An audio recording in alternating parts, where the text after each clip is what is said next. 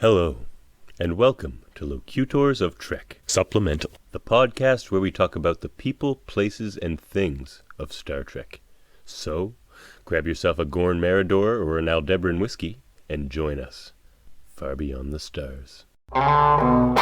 Locutors of Trek.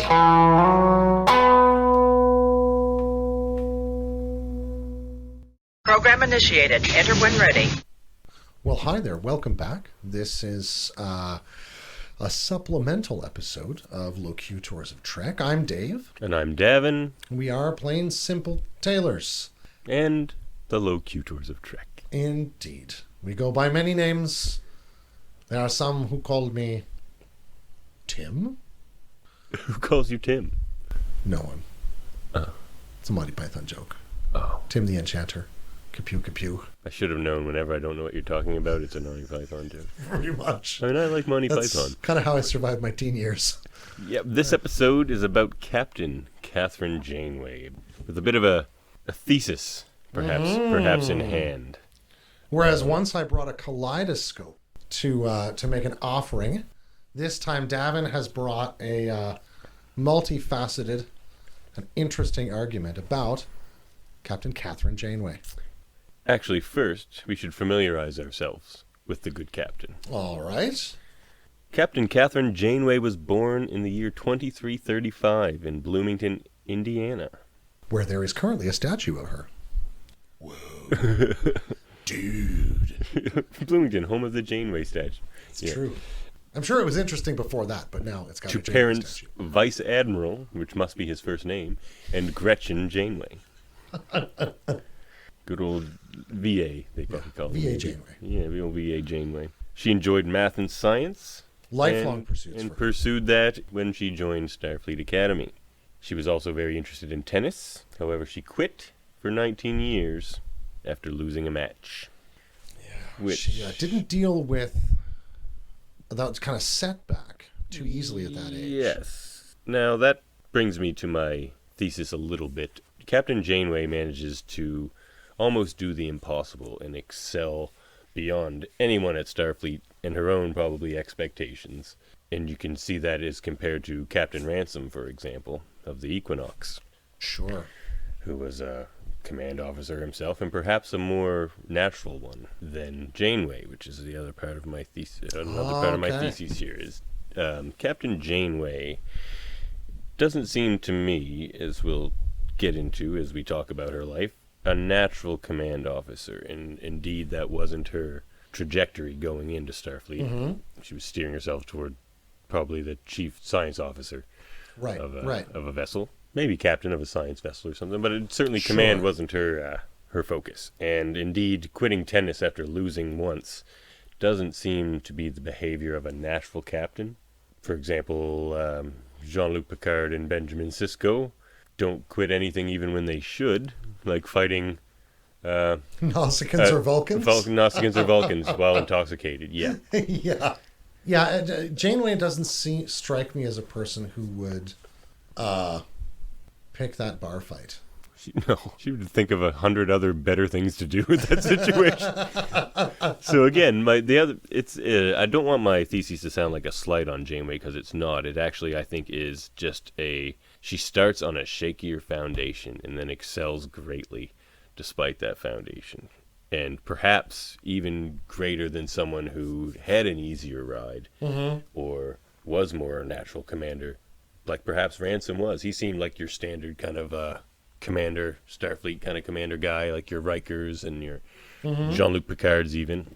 Well, and there's got to be some kind of idea formed in the likeness of, Garth of Axanar and James Kirk and Pike and I've lost her name, but the brilliant captain of the Enterprise C and who sacrifices herself at Narendra 3, of course. Garrett? I it's think Captain Garrett. Rachel Garrett, I think maybe. Yeah. There's a number of great captains who both tend to go down swinging, tend to have a certain, what is that Vulcan phrase for it? Cowboy diplomacy about them. Cowboy diplomacy, yes. And even though Janeway ends up perhaps being the most Quite the cowboy cowpokey of a herself. person that we see as a captain in terms of really being out there in the wilds. Yeah. At least good from a analogy human for her, perspective. I think I think I'm starting to see where this argument could go, and I'm digging it. Well, let me see if I can form it a little more. here. Yeah, I'm interested to see what you do with this. So, she graduates Starfleet Academy. So she does a command assignment test. So this is her first shot at seeing what her command potential is. Likely early on in Starfleet, because they like to start to steer you early on. And she does very poorly on this test because she has very bad adherence to tactical protocol. And gets dressed down by Tuvok, who was actually in charge of the test at the time. He was That's teaching interesting. He was teaching at the academy. All of a sudden, I'm kind of picking up resonances of Mariner here. Mariner, Or and with also Mariner, I suppose. the Kirk-Spock relationship in the new JJ in the Sure. 2009 movie, where Yeah. they basically meet by Spock telling Kirk how he sucks at the test. Oh, And that's true. That's how Janeway meets her Vulcan as well. That's interesting. Yeah. He's the Vulcan. Yeah. But eventually she realized he was correct, in fact. So I'm sure respected him because of it. Well, and that's somewhat both friend, confidant, but mentoring relationship. Yeah, he starts off a bit of a mentor of her, which is quite interesting. Persists with them for a long time. And I mean, he'd be what? When he meets her, because she's... I'm jumping ahead just gently to assess age. I think by the time we meet her in the pilot of Voyager... That's 2371. Yeah, she'd be about 42, 43 years old, something like that. Yeah. And Tuvok, by that point, I think, is closing on 100. Yeah. He's been in and out of Starfleet. He's been a lot of things by then. Well, he served with Sulu. Yeah, on, exactly. Excelsior. So he's been on there a long time. And Now, I do believe he was like early 20s when he was on the Excelsior. I think it was an early assignment for him, yeah. And that would make sense. I mean, again, about 80 years ago. Yeah. Relative to the sort of Voyager present. So his relationship, and I wonder to what degree that isn't something Vulcans do with humans as well, that they kind of adopt a human It seems like they do. that they kind of can resonate with and guide. Well, Sarek adopted a world, sort of. Absolutely. And for the most logical and sort of mystically rational of creatures that Vulcans are, in the words of Plotinus in the 3rd century here on Earth. Oh, Dead Friends. Yeah, he talks about seeing someone through whom you can see the good or the true Sure. or the beautiful, and making it a point to have a relationship with that person in your life. Mm-hmm. In that case, he's specifically talking about when and why you should pursue erotic relationships with someone. But he also says this is a characteristic of friendship and all sorts of other things. But certainly don't pursue eros with anybody if that's not at least a component of this relationship, right? And I can see Tuvok as noticing that same sort of Potential. quality in Janeway. Not in an erotic way at all, but No. in a sense of a very deep, Well, it's like he says. very deep friendship. He says her methods are unorthodox, but he's learned to trust her instincts. Yes, Because he doesn't have that instinct, but he sees how hers works. And he probably finds it fascinating and probably not very logical how often it works. He's like, Nope. this doesn't really make sense, but it keeps working. I have to see what happens here. I have to keep studying this. Statistically, I know Yes. this is going to turn out better more often than not. Yeah. Than it's going to go bad. And they never seem to really give up entirely on that mentor relationship. No. I think she appreciates his wisdom always. But she's a captain who's really willing to do that with her crew as well. Even though she keeps a distance, she really reaches to them for what she knows they can bring to the table. And I really like that about her way as a captain as well. And it does seem to me that part of the relationship is sort of taken over by Chakotay at some point, where as her kind of main confidant and the person she needs to feel validated by. Sure. Anyway, back to her life story. Or introduction. Well, she in the second year of the academy, she started drinking coffee. Another important relationship. So she could stay up and study all the time, as we see her do a lot on Voyager. We always see her studying things, like just reading pads and reading. Like she always comes in, usually the officers come in and inform the captain. It works the other way on Voyager. The officers come in and Janeway tells them everything that she just read. Like, Yes. like Jean-Luc Picard said, in their singular state, the Borg are utterly without mercy. I love that scene, and Chakotay starts laughing at her. She's like, what? He's like, you're doing a pretty good Picard right now. You should see Ensign Whatever's Janeway. She's like, what? Impersonating the captain now. Got to be some sort of regulation about it. Picard's quite an impressionist himself, as we've noted before. But Talking and one incredibly unbroken. But yeah, we don't have time for a Vastbender speech. Nope. This is a supplemental. So in the third year, she went to Owen Paris, father of Tom Paris, to consult him about her thesis. Not sure what that was, but I assume it's in quantum cosmology because that's what her major that she graduates in. Right. Cool. So hard direction toward the sciences right now in her life. And just like quantum cosmology, like she must have gone, like this is where I think one of the reasons she may have excelled so much despite like the shaky foundation I'm going to try to paint here. Because she's a quantum cosmologist. The theories and like phenomena and things that she knows of or has theorized about that are going through her head all the time. She must have been, at least in the early beginning, as she seemed to be, pretty optimistic that she could get them home earlier. Yeah. Like the complexity and the randomness of the universe, she would be more aware of than certainly any captain we've seen.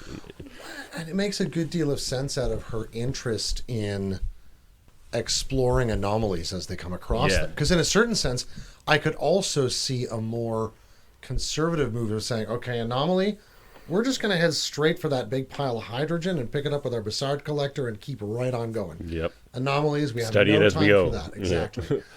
But, you know, her, I can see what you're saying there. Here's a question for you, Dave. Okay. Who's the chief science officer of the Starship Voyager? Oh, my gosh. Should be an easy question, shouldn't it? If I asked you that about any other ship, you'd tell me. Absolutely. I mean, my instinct is to say that, like, that role on the bridge is played by a mixture of Harry, Kim, and Tuvok. Harry's more doing in a ops. certain way, it really is Janeway. It's Janeway. Yeah, I that's think it's interesting. Janeway. Because she's got all those displays on her. Like she makes the captain's science chair plan and then she delegates it to Harry and B'Elanna, and That's true.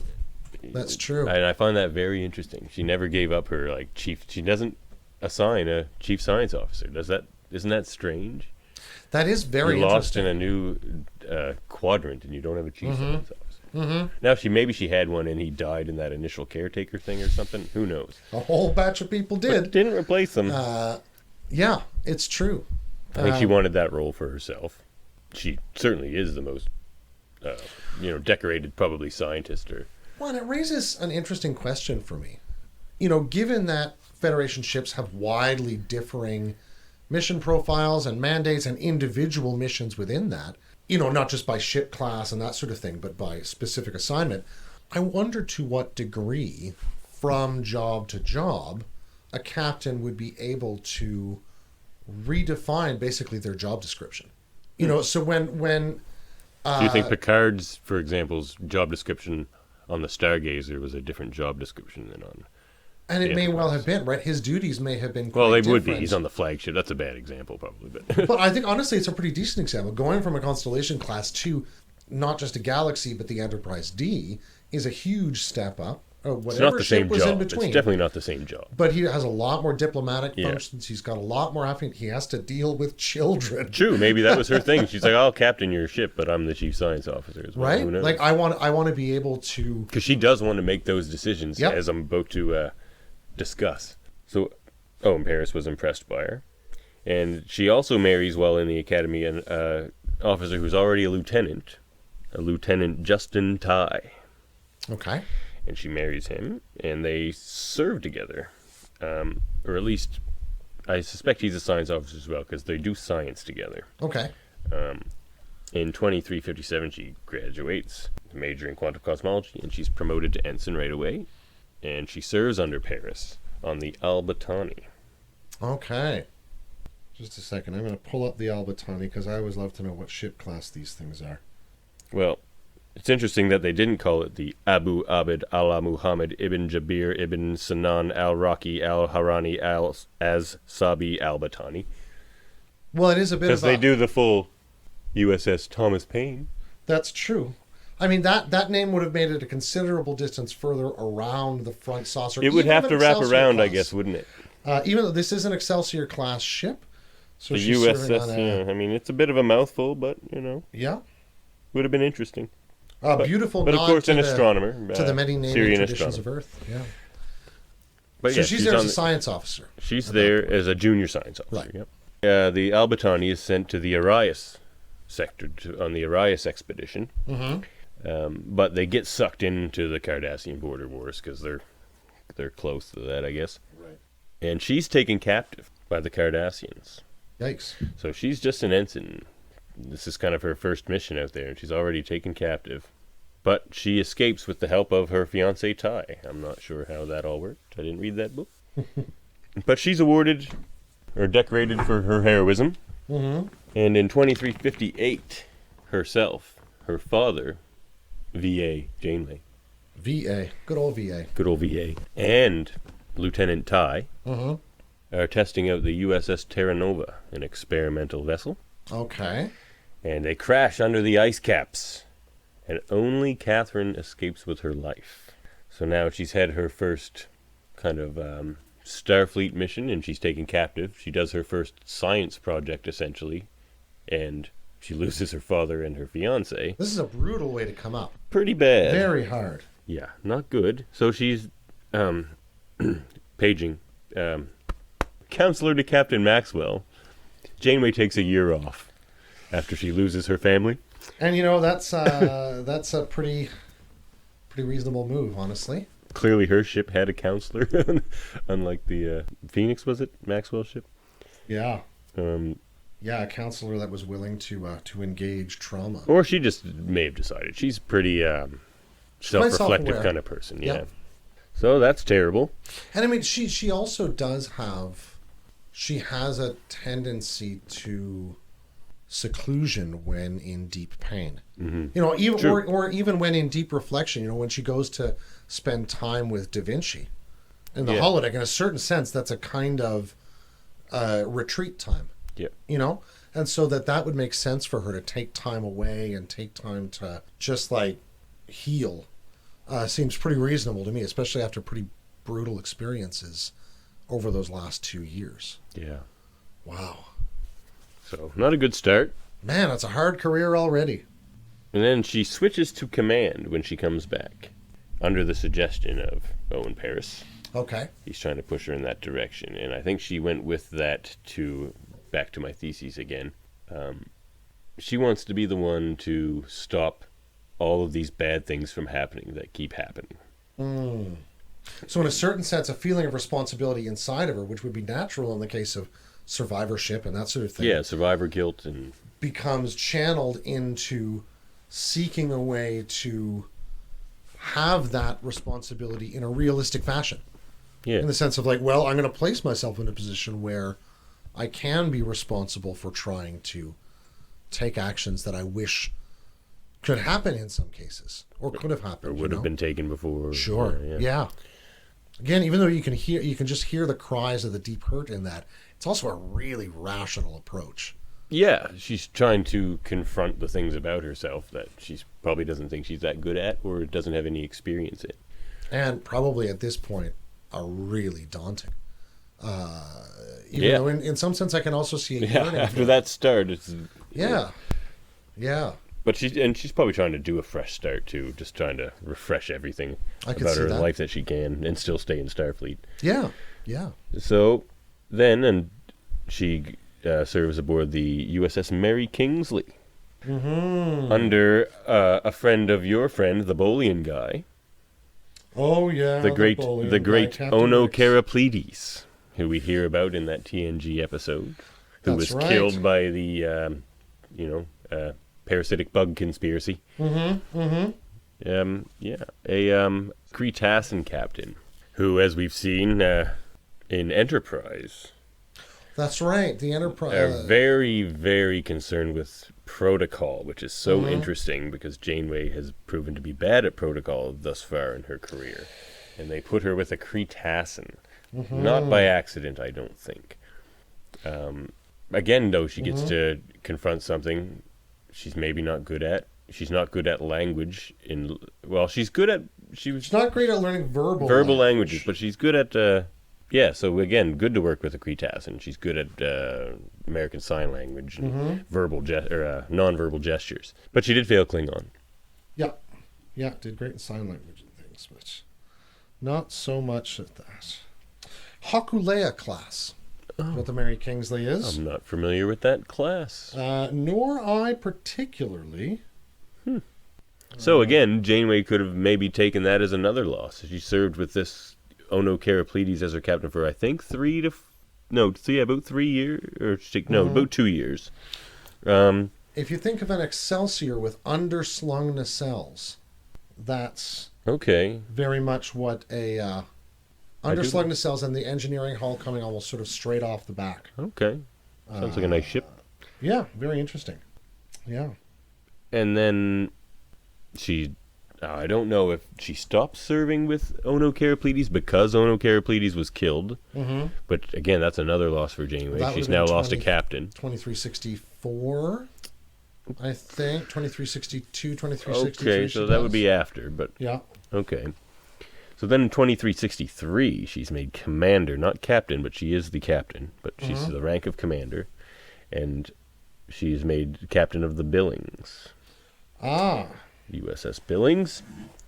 So I think an Oberth class, isn't it? I think it is an Oberth. Makes sense for a science captain. Yep. And for a first solo command, it's a relatively small ship. It's going to have relatively... I can see that being... Not the craziest missions. Yeah, So precisely. then they're sent on surveys, and she's sent to survey a volcanic moon. And she sends down her away team, and there's an eruption, and the away team is badly injured. And, of course, Janeway being Janeway, that's just another bad thing happening in her Starfleet career. And this time, she was in command.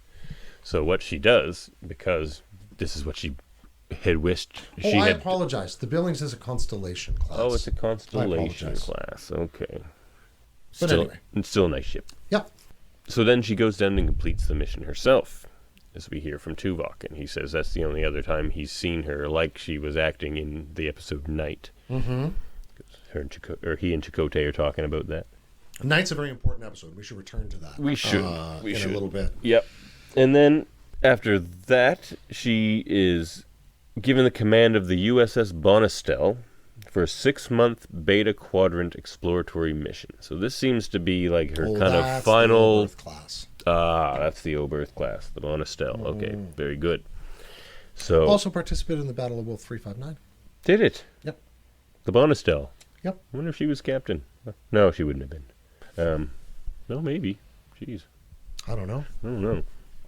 Wouldn't that be crazy? Lost the Bonestel at Wolf 359. Jeez, wouldn't that be something? It's a heck of a... I mean, that's a very... But I don't get the impression that happened. I don't think so. Because she's called in for a review after the mission was completed, so she completes that mission. Oh, so she's off it by the time that... Yeah, it looks like it. She's called in for a review, and Ensign Tuvok... Oh, on the Bonestel, actually, I should say, Tuvok was assigned to be her tactical officer and to stop her from breaking protocols. Okay. Which I think she'd be okay with, actually. I don't think to her that would feel as much like a chaperone as it may seem. I can see that. I can see that being I think that's why they chose Starfleet's implication. Yes, I think That, we're going to give you somebody to keep an eye on you, but... And this is her last big test before maybe getting the captaincy. Sure. But really, they're trying to set conditions for success here. Yes. Yeah, they're trying to set her up for success for sure. And she's a bit of a difficult case because of this, all the bad things that keep happening. And again, not necessarily a natural commander. Well, they're not really her fault either, but she does keep getting hit after hit. Like, I don't think it would be a pleasant conversation, the Admiralty telling Picard he's going to have a chaperone, essentially. We're going to assign this person to you. Yeah, I don't think Picard would take that very well at all. No. Even, maybe if it was Data. Maybe. So in 2370, she hears about Voyager, and she's promoted to captain. So I think they have her in line for it. Right. And in 2371, she commands Voyager to go rescue Tuvok. Well, not rescue, but pick up Tuvok from his Indeed. sneaky mission with the Maquis. Yeah. Yeah. Pull him out of undercover, arrest all the Maquis. Yeah. Bam, bam, and we're done. Done. Should Easy be easy. peasy. Good first mission to back on the horse. Which I should also point out, they put her on a new sort of experimental vessel with bioneural circuitry. And the last time she was on an experimental vessel, her family died. Maybe that's not setting her up for success, but... or maybe it's exactly what she wanted. Maybe she wanted to be back on the horse. Again, maybe she wanted to confront things. Yeah, I could see that too. Yeah. But yeah, there's But a again, lot of going ambiguity in that way. So, as we see in that mission where she goes down and does it herself, because the first, following the protocol way of doing it, sending down your science awakening stuff didn't work, and she wants to be that person who can then find the better plan, which she normally she would want to find first, which is what she always wants to find that better plan. Yeah. But is always willing to find a better plan if it arises or presents itself. Yeah, sometimes better is just more expedient. Yeah. In those cases, True. you know, when her crew are at stake and that sort of thing. Yeah. Although she rarely goes for pure expediency. No, like in Counterpoint, she has her Plan B. Plan B, he was lying to us the whole time, which is what Plan B was all about. Exercise Plan B. And then they go, the telepaths escape through the wormhole, and they blow it up behind them. Yeah. Yeah. Yeah. She's good like that. But, so, you have Janeway again on this experimental vessel, and again, something goes horribly, horribly wrong, and people die, and they're trapped in the Delta Quadrant, and she's responsible for, like, the safety of the Ocampa in a weird way when she gets there, and, like... Well, and worse, you know, there are injured people on the ship, and all they have is a hologram. You know, it's a really hard hologram. landing in the Delta Quadrant. But I can see what you're saying. It's sort of... First thing he says is, "Where is your doctor?" Exactly. Like, that's you, Doc. What do you want me for? Things must be very bad. It's like, I'm just a temporary stopgap measure. But it's, you know, it is in a certain sense her sort of waking nightmare. Yeah. Like her worst case scenario is coming true. She's living her nightmare and then excels anyway. And, like, the reason I kind of draw it back to the Equinox and Ransom, he seems more like the kind of guy who, again, probably wanted to be command the whole time. Maybe has a more romantic notion of this big adventure being lost in the Delta Quadrant. You know, wants to be that Kirk figure, as you say. They probably have this prototypical captain now. You know, he wants to be Pike and Kirk. Yeah, yeah. What's the other one they always talk about? Is it Captain Aaron who shows up or something like that? Robert April. Oh, April, yeah. Robert April, yeah. Those also guys. an early commander of the Enterprise before Pike. Yeah, right. Right. And interestingly, captained a ship called the Tiberius. Really? Yeah. Now, could that be the...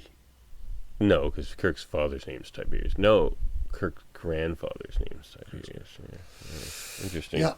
Interesting. Yeah. These names kind of come and recur and recur and recur. It's interesting, yeah. Only one Worf, though. That's true. Yeah. But there's Data and there's Data. That's true. Oh. I know, it's The so second rude. season of TNG. So man. rude. Dr. Jerkface. So I guess that's my thesis. She has this shaky foundation of horrible traumas that keep happening.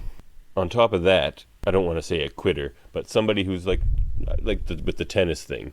Not so much a quitter, but somebody who, like, I see tennis as not fitting into her kind of almost worldview in a way. The science view of things where it's just like, well, that plan didn't work, so I'll just try another, like, I'll do something, like, if, like, you're working on a theory and it fails, like, all your tests come back and it's like, that didn't work. It's like, well, now you don't just kind of keep working on it. Sometimes you just start again from a new theory or a new approach. You can't really do that with tennis. I mean, you can try to get better at it, but that's just practicing. That's just, you know.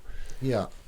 That's a different kind of method. Yeah. And, you know, you can see that tendency to retreat, both working for her and working against her. You know, it can work for her in those moments where she needs to, like, collect herself and, like, literally sit with a cup of coffee in her ready room. And her vegetable bouillon. Exactly. And just figure out what's going on. while she just kind of fuels up for a minute, right? Which is really her relationship to food. Like, Yeah. coffee is her actual food, and everything else is just fuel. Yeah, I think the doctor comments on that. It's like, I think so, yeah. she's like, my medical, it's all just inconvenient for you. She's just like, give me a hypospace. She's like, okay, but that's not my treatment that I'm prescribing here. Like, but I've read the textbook. I know Yeah, it she's will like, work. I know exactly what this will do, and it will work. She's just like, that's for now. Yeah. Worst She's patient ever. Most dangerous kind of patient. Exactly. Yeah, the one that knows too much. Yeah. But that's why she would probably have difficult with a chief science officer almost. I think the chief science officer may feel threatened a bit by the captain. Or feel like she's stepping on her toes. Yeah. Yeah, I mean, imagine if I was like supposed to be chief guitar player on a starship and my like captain was Charlie Christian or somebody, right? I'm sitting there going, I don't know why they'd have a chief guitar officer on a starship, but Yes, Captain Hendricks. fuzz face to full. Anyway, mine is a very silly starship. So, now they're in the Delta Quadrant, and she's living her nightmare. But again, at least with her quantum cosmology and science background, I think it's the way she words it in Night. I think we're really going to come back to this episode a lot. It really is a specifically important Janeway episode. Let's just set up that episode. I think you're right. It is seminally important. So, just like for like the 2-sentence Netflix setup here, Night is an episode where Voyager's got to cross this void. Yeah. With no stars in it, and they think It's gonna going to take 2 years. Yeah, 2 years, just total blackness. Nothing to study. Everyone's kind of starting to go out of their mind, and in the middle of all this, Captain Janeway has essentially retreated into her quarters in the dark. Yeah. And is just kind of stuck there. And Chakotay and Tuvok make efforts to bring her out. Yeah. Yeah. It's like the crew hasn't seen you in months. That's something there. Yeah. In that void, they have nothing to study. And I believe she comments in that episode that at least for the first, I forget, that episode I think is in season 5 or 6. So she's Fairly like, late on. Yeah, she's like, for the last 5 years, I had distractions. There were nebulas. Yeah. There were the Borg attacking. Like, there was always something going on, and I could distract myself from the situation they're in, but more so her own guilt, which is what Tuvok says to Chakotay. He's just like, yeah, I've been watching the captain, and guilt has been her constant companion. For an awful long time. I think he's talking about long before Voyager, but in the episode you get the impression he's talking about Voyager, but all the way back from, I think, the Terra Nova. I could see that, sure. Yeah. Pretty crushing. Like the crushing survivor traumatic guilt. incident. It starts with that survivor's guilt, you know. I could see that. And it really, it's plunged her into a very deep depression. Yeah. Which she suffered before during that year off. She was deeply depressed. Yeah. So, I mean, this is a hole that she's been down into before, and we sort of know that saw about being down in the hole, then you know how to climb your way out. But there are features in the hole that she's in this time that allow us to see things about her character and how she's going to climb out of it that I think are really fascinating. Because she finds a way to project hope in front of herself that is completely novel for her, I think, in that episode. And it's kind of gorgeous. Yeah. But of course in that episode then they find, even in the darkness of the void, there's stuff going on. And they Absolutely. save that species from the Malon's toxic ways. Yeah, that's a interesting Janeway moment too, when she's talking to the Malon, and their world produces just unbelievable amounts of industrial waste, so they have a huge, export and dumping industry, shortening all the lives of the crews that do it and everything. Oh yeah. Oh, for sure. I think They're all losing their hair. Yeah. Yeah. They wear the radiation suits but no helmets, so what's the point? We're not good at our jobs. Which keeps the heart, I guess. But Yeah. it's like a dental vest. I'm gonna go hide behind this wall. It's fine. Anyway.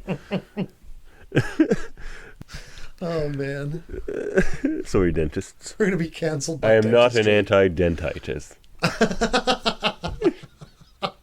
But that's easy for Federation technology. Like, they deal with Absolutely. warp plasmas and everything incredibly toxic and corrosive all the time. So it's like, oh, here, they actually give them the technology on the pad. This will fix all your problems. You won't have any waste, essentially. He's like, this would solve a lot of problems on my world. And unfortunately put me out of business. And he hands it back to her, and her face is just like one of complete incomprehension. Yeah. Oh, She's just like, yeah. I actually don't understand. Like, this is the science. This is good science. It's good for you. And you'll live longer. And so will your kids. And, like, your society will be clean. And, like, Yeah. but more so, this is really good science we're giving you here. Like, this is 50 years ahead of your time. Or whatever. Yeah, I think ethically she's got no way to countenance that. No. And How you seriously scientifically. do that? It's just like, Yeah. I hear of new science that works, and I'm just like, yeah, that's awesome. How many episodes is her and B'Elanna get all hyped about some technology, or her and Seven? Yeah, I mean that's honestly. I mean, how Seven she and doesn't get B'Elanna like to work hyped. There's together. not a lot of hype with Seven. She won't admit to it anyway. That's for sure. No, inner hype. Yeah, Yeah, inner hype. Borg hype. We are hype. We are hype. You will be. Smash to the door. This is so dope. We will assimilate it. Resistance is futile to the hype. We are Borg. You cannot stop the hype. Oh man. Yeah, and I know, Janeway, she sort of does take on that. Once Seven, especially, comes on the ship, she really seems to adopt Seven as like a daughter figure, which she doesn't really do with a lot of the other crew members, like a Harry, for example, or like even a Naomi Wildman or anything. She has her own mother. Now, does Naomi know about Flaughter before she comes on board Voyager? Is that something Janeway shares with her? Because I think Janeway was into Flaughter as a kid. Now, I don't know if I don't know why I felt But I like know that Neelix she- showed it to her, she but that gets doesn't really make a pulled. lot of sense. Or maybe it was Harry. He says he used to love Flaughter and Trevis as well. Well, it seems like sort of they're like their Wind in the Willows or Yeah. Winnie the Pooh or one of those kind of stories Yeah. from childhood, right? But yeah, it's not that she's super aloof from the crew, but she does seem like oddly her primary relationship is with the ship. Yeah, that very much is the case. I And I wonder Those about are the her two Terra Nova strongest now that relationships. you make that point. maybe. Whether there isn't a kind of, I wouldn't say transference, but a kind of resonance Well, I think she psychologically for her. maybe with that. feels about Voyager that it's the only thing that's kept not just the crew together, but kept them alive, kept her sane, or her from slipping into a Yeah, remorse and guilt. Well, depression. into the void herself. Yeah. Yeah. And when they're confronted by her big nemesis, the Borg Queen, both the ship and Seven are in jeopardy. Yes. And so she takes it extra personal. And that's a good rivalry. I like that Oh, yeah. rivalry. Yeah. Yep. It's not quite Cisco Ducat level, but it's pretty good. It really is. Well, and it's interesting, right? Because by the time they're fighting the Borg in that sense, Voyager has really grown into its own collective. Yeah. They don't do things exactly by Starfleet regs anymore, but they have their own way. I mean, they have Borg, Talaxians, All sorts Starfleet of Maquis, even Yeah. Mr. Paris. even little Icheb is on board, you know. Little Itchy. Yeah, poor guy. It doesn't end well, no. No. But yeah, I mean, and I think the sense of that ship is going to be one that will mark all of those crew members in a way that not every ship does mark its crew. You know, I would find it, if I were Janeway, having gotten back to Earth, and they make her an admiral in fairly short order, I think, Yep. Admiral in charge of the Borg.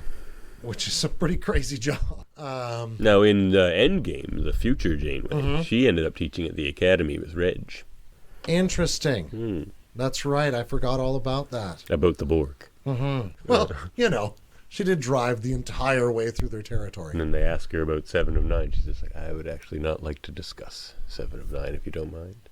We know in that timeline, 7 doesn't make it back. It takes them 23 more years.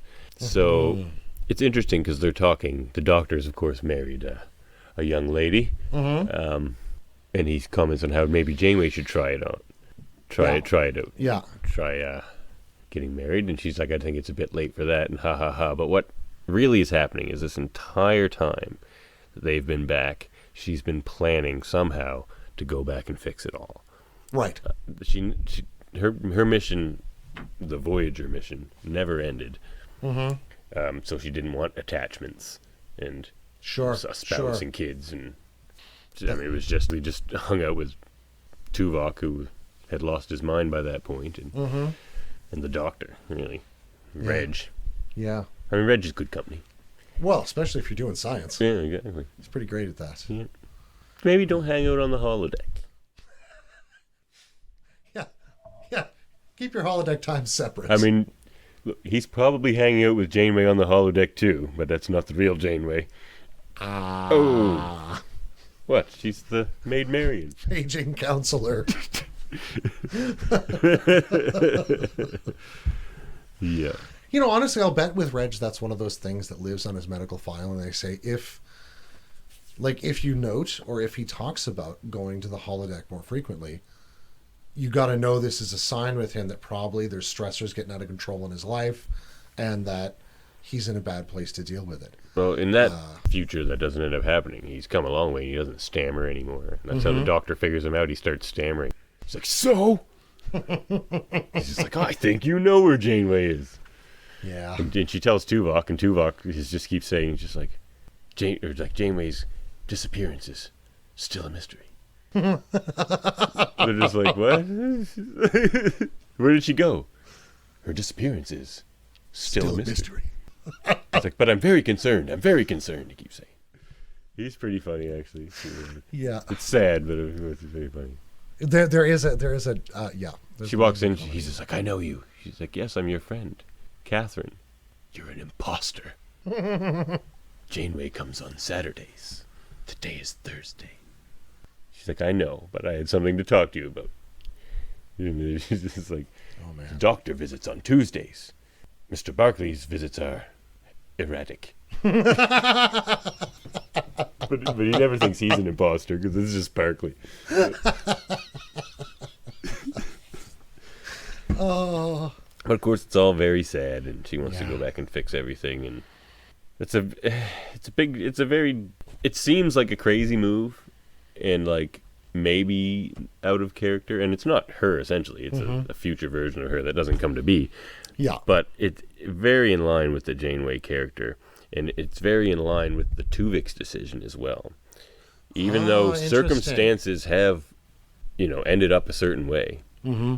But she's not willing to accept that yet. It doesn't matter the length of time. I mean, with Tuvix, it was long enough time for him to be I think he's a around real for being. a few weeks. Yeah, anyway. like quite a long time. Yeah. Long enough to get attached. Yeah, or like to respect him as an individual, as a new entity, a new life. Yeah. It's the same thing with the Voyager crew. I wonder if old Janeway meets young Janeway, and young Janeway seems to feel like they have nothing in common and stuff.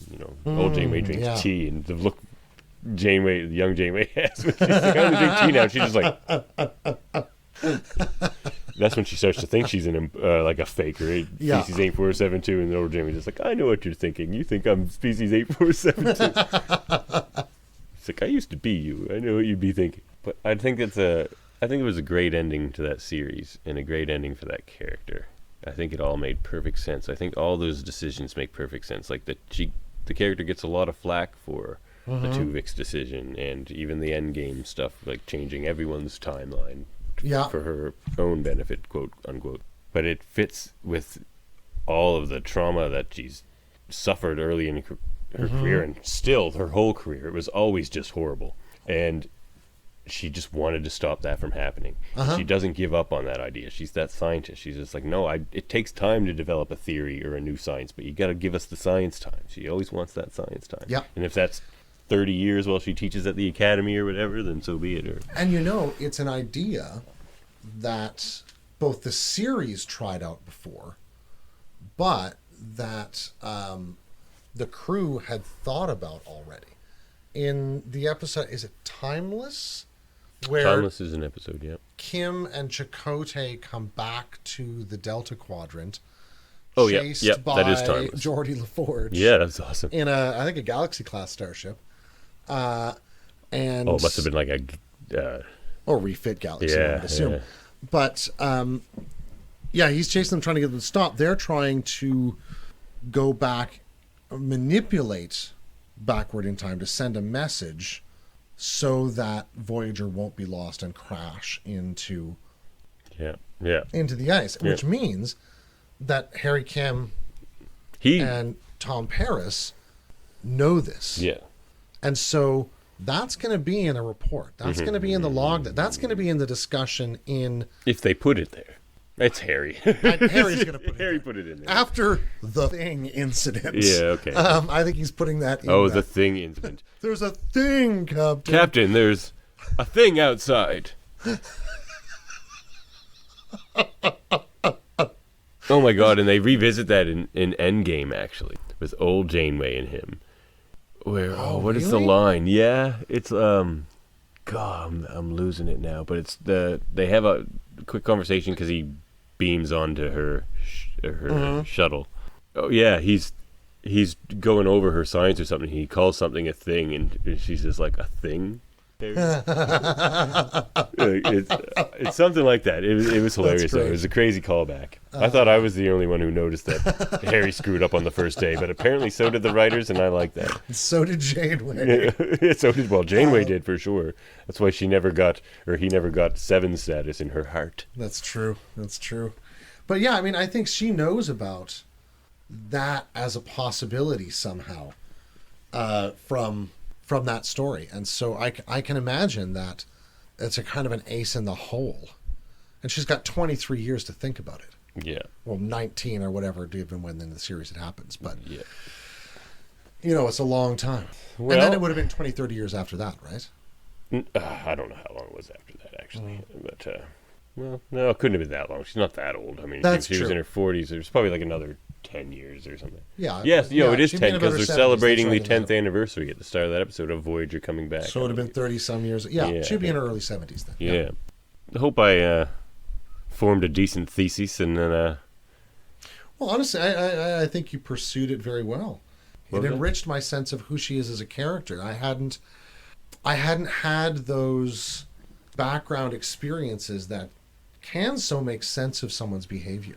Even if it's not what I would do, I can absolutely see how she gets to that point. I don't think she's ever written inconsistently. And I think she's just acted impeccably. I don't think she misses a note. But, Kate Mulgrew is a known amazing actress. Yeah, it's true. It's true. Yeah. Real chicken Kiev. A little red for you there at the end. Anything else you want to say, Dave? Well, I suppose it's funny now that I think about it. Old Janeway comes back to rescue sort of younger Janeway, and now there's a statue of Kathryn Janeway in Bloomington, Indiana.